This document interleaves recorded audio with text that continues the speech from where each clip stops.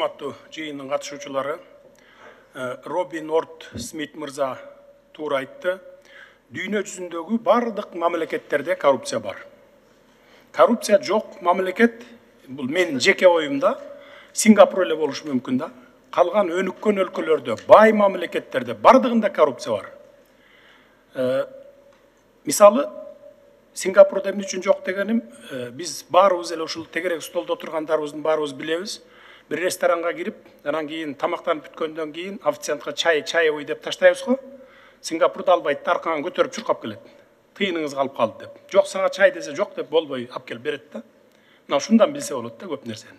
Ал эми калган өнүккөн өлкөлөрдө, бай мамлекеттерде дагы коррупция бар, бирок деңгээли биздегидей эмес. Аларда ушул баягы критерийлер менен эсептеп алганда өтө төмөн болушу мүмкүн коррупциянын деңгээли, бирок бар.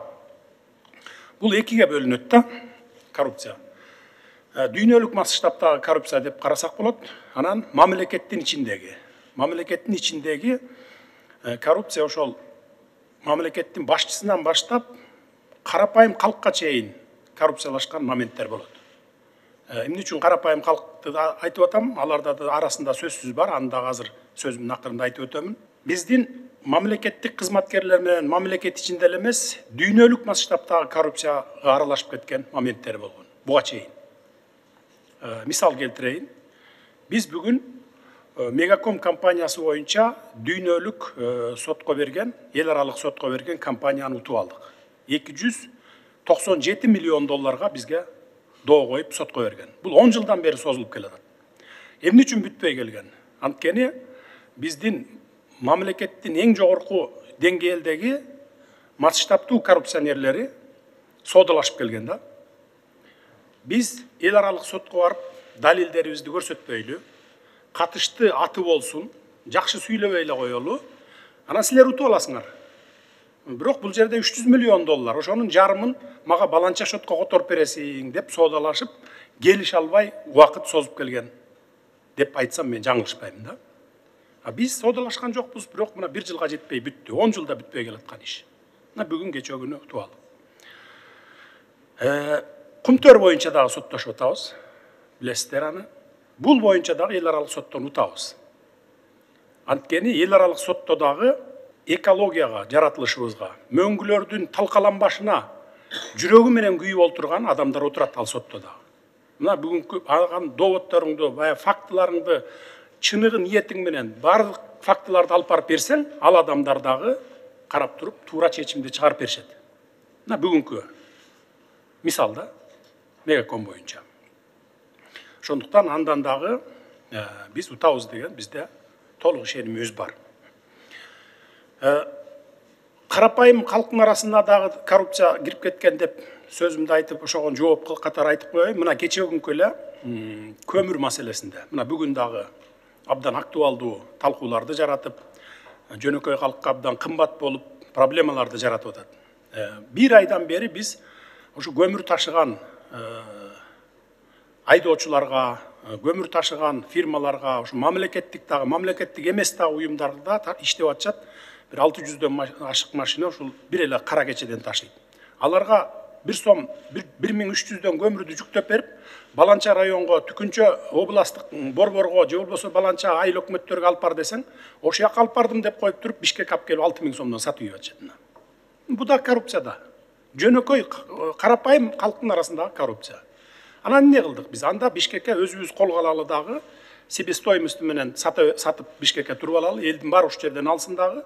А тигил жанакы коррупция менен заниматься этип аткан адамдар ошол айылдарга, райондун борборлоруна, областтарга жеткизип сатсын деп атабыз.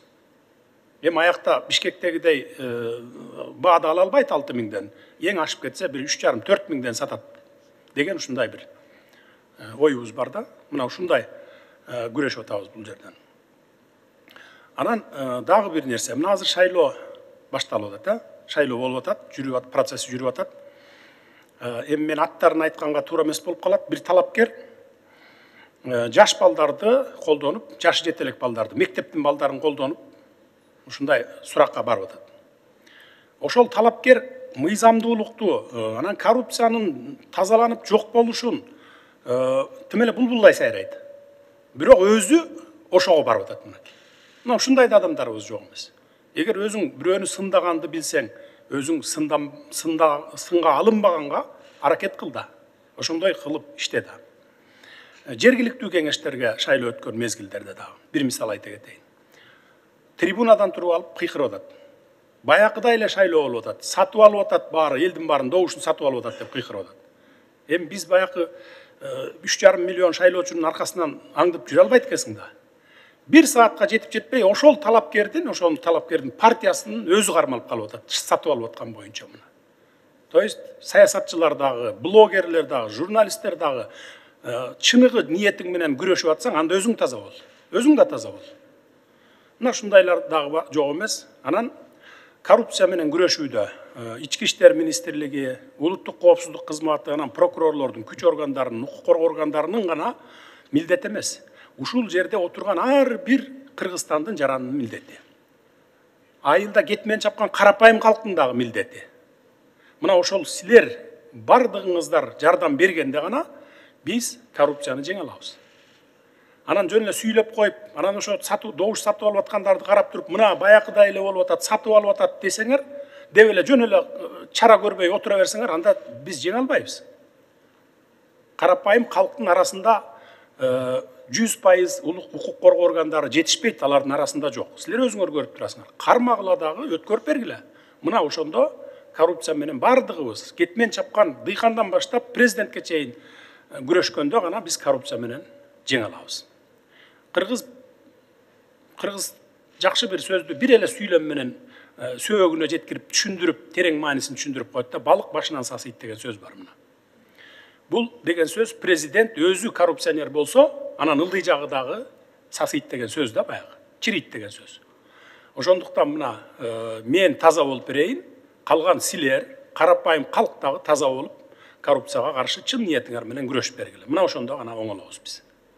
Ансыз коррупцияны жеңиш өтө кыйын. Эми талкуу боюнча Аскар мырза каякта турат? Сиз аянтча түзүлсө деген сунушту киргиздиңиз да.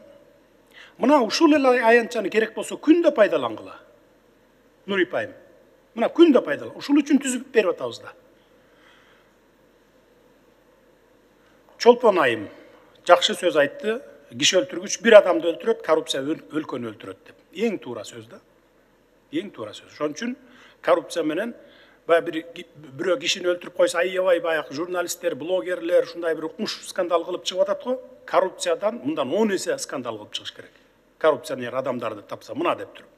Биз мурункудай факты бер, анан тиги бу деп отурбайбыз. Далилдеп бересиңерби? Ошол замат чечим кабыл алабыз. Бир күн созбойбуз. 30 жылдан берки иштерди аудит жүргүзүш керек дегенде сунушту киргиздиңиз. Биз колубуздан келишинче, күчүбүздүн жетишинче, убактыбыздын жетишинче кылып атабыз. Прокуратура иштеп атат, Ички иштер министрлиги, улуттук коопсуздук кызматы иштеп атат. Гүлүмкан Айым, эч ким кабыл албайт деген маселени айттыңыз. Иликтөө жүргүзүп, далилденсе, эгерде кимдер кабыл албай атса мындан кийин сунуш киргизгиле. Кызматтан алабыз. Мына АДС ошон үчүн түздүк, мына ушул площадканы. Эгер прокуратурага, Ички иштер министрлигине, күч органдарына кире албай атасыңар, мына келгиле. Мага кайрылгыла, кат менен кайрылгыла. Социалдык түйүндөр бар, мына колуңарда, бардыгыңарда мүмкүнчүлүгүңөр бар, мурдакыдай эмес. Кайрылгыла, биз чечим кабыл алабыз да, ким кызмат кабыл албай, бюрократия кылып аткан болсо, кызматтан алабыз. Токтоосуз алабыз. Ошону угуп койгула, бардык күч органдар, прокуратура дагы, Ички иштер министрлиги, улуттук коопсуздук кызматы дагы. Негизи эле мамлекеттик кызматкерлер. Мына администрация отурат, биздин президенттин администрациясы, министрликтер бардыгыңар угуп койгулам. Ким суранса кабыл алыш керек. Көпкө созулуп кеткен кылмыш иштерди ревизия кылып чыгып, чечим кабыл алгыла деп мен Курманкул мырзага тапшырма бергенмин. Булар иштеп атат. 100дөн ашык ошондой көпкө созулуп кеткен иштер бар. Жаңы жылга чейин Кудай буйрса бүтүрүшөт ал иштерди. Кылмыш жаза жана процессуалдык кодекстери кабыл алынды. Мен кол койдум. 1-декабрдан баштап, то есть 2-декабрдан баштап да күчүнө кирет. Мындан ары кылмыш иштер көпкө созулбайт. Буга чейин 5 жыл тергөө абагында жаткан адамдар болгон. Мен өз көзүм менен көргөмүн. Ошон үчүн ушул кодекстерге тез арада срокторун коюп кабыл алдык. Кудай буйрса 2-декабрдан баштап иштей баштайт. Мындан кийин андай созулуп кеткен иштер болбойт. Самат мырза, энергия сектор боюнча айттыңыз, коррупция бар, максатсыз пайдаланган акчалар болуп атат деп. Буга чейин болгон, мындан кийин болбойт. Болгон көзөмөлдү алып атабыз. Бүгүнкү күнгө чейин акыркы ушул 30 жылдын ичинде 140 миллиард сомго жакын тышкы жана ички карыздарды кылып салган. Бул деген сөз баягы карыз ала берген, анан энергия сектор карыз болуп тура берген. Же болбосо жараксыз бир сапаты начар нерсени, мисалы $3000 тура турган трансформаторду 20 000, 30 000 долларга алдык деп ортодогу акчаны жеп кеткен дагы, ошонун бардыгы ортодогу айырма энергия системасы карыз болуп калган. Бирок аны бүгүн биз жок кылып туруп, 140тан өйдө көтөрбөй, тескерисинче кутулуп, четинен кутулуп, эми болор иш болду, боосу канды деп койт кыргызда. Кутулуп биз кризистен чыгалы деп ошогон болгон күч аракетибизди жумшап атабыз. Мына акыркы 10 жылда мурун кичине бир Камбарата 2 болсо да курулган экен, акыркы 10 жылда бир дагы кичи ГЭС да курулган эмес. Мына азыр 10дон ашык кичи ГЭСтерди кура баштадык. Дагы кечээ күнү мына 50 створго сертификаттарын бердик. Аларга апрель, май айларына чейин куруп баштабасаңар, кайра алып коебуз деген шарттарды коюп жатабыз. 5-10 жылдан бери бир эле киши 20-30 лицензия алып алып, 20-30 лицензияны бүгүнкү күнгө чейин сатам деп күтүп отурушкан моменттер болгон. Бул эми баягы алтын, көмүр, темир, жанагыдай жез, алюминиевый ушундай кен байлыктарына да. Анан биз да ошондой болбосун деп талап коюп атабыз. Эгерде апрель, май айларына чейин салып баштабасаң, анда кайра кайтарасың деп. Баягыдай 5-10 жыл лицензияны, сертификатты алып алып, анан мен клиент издеп, мен сатат элем муштерге, мына мен кожоюммун деп ортодо пайда көрүп эле, баягы сатып ийбесин деген ушундай саясатты жүргүзүп атабыз. Ал эми ошол 5-10 жылдан бери, 15 жылдан бери бир эле адам 20-30 лицензия кармап отурганын, алардын бардыгы ошо эчтеке добывать эткени эмес, баягы кенди казган эмес, дагы клиент издеп жүрүшкөн. Табылган эмес, чыккан эмес, ошонун баарын кайра кайтарып алып атабыз бүгүн мынакей. Сөзүмдүн акырында баарыңыздардан суранарым, ушул жерде тегерек столдо катышып отурган жарандарыбыздан, чет өлкөлүк достордон, жалпы кыргыз элинен бардыгыңыздар коррупцияга каршы күрөшүүдө жардам бериңиздер деп өтүнүп кетемин. Рахмат, көңүл бурганыңыздарга.